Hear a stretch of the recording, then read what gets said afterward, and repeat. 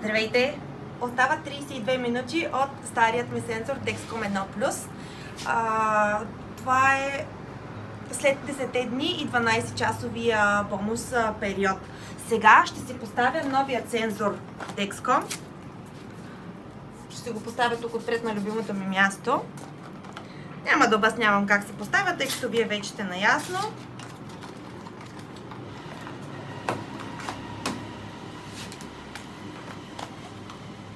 Ето така. Натискаме копченцето. И готово. Той е поставен. Самият сензор се активира след поставянето. Съответно, сега ще започне да отборява 25 минути и докато изтече старият сензор, този ще е загрял и ще мога да го ползвам. Слагам си допълнителната лепенка.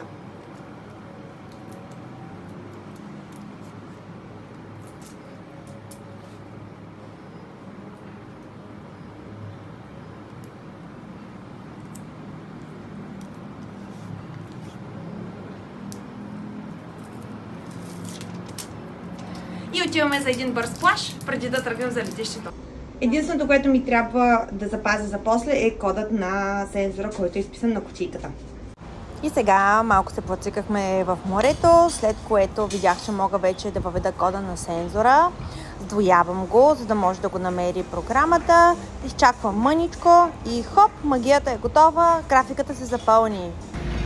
И ето така може да добавите втори сензор преди да е изтекал предния и да нямате пропуски в графиката. Надявам се видеото да ви е било полезно. Ако имате други въпроси, пишете ми. Чао, чао!